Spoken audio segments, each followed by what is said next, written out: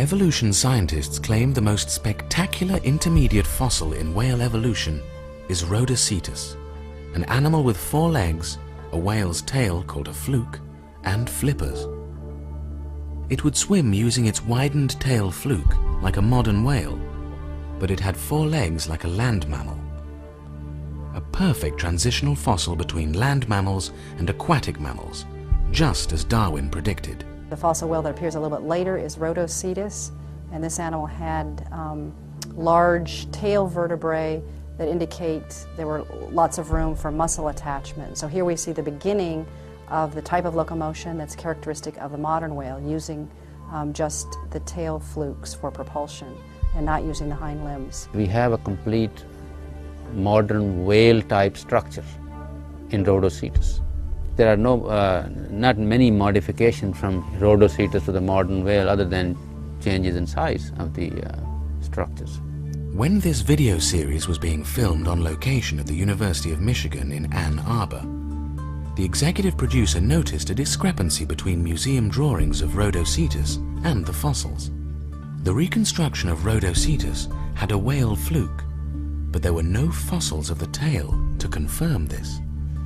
Dr. Phil Gingrich, the scientist responsible for the discovery and reconstruction of Rhodocetus, was questioned how he knew there was a whale fluke on Rhodocetus, since that part of the fossil was missing. What was the reasoning that the scientists think there was a fluke on Rhodocetus based on the other pieces of anatomy?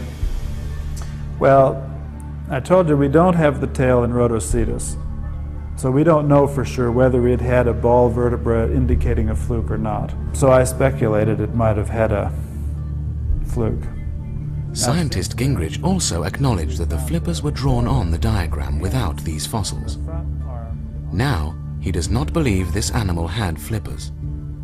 Again, his answer was surprising, since the museum diagrams had flippers on Rhodocetus.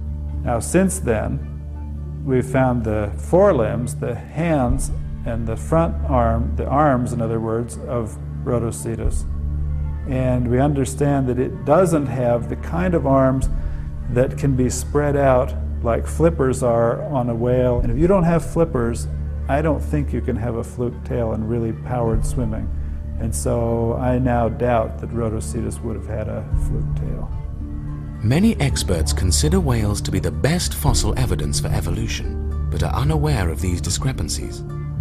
Opponents of evolution contend that whale evolution is nothing more than hopeful supposition. If museum diagrams are redrawn and corrected for various discrepancies, opponents argue that whale evolution is non-existent.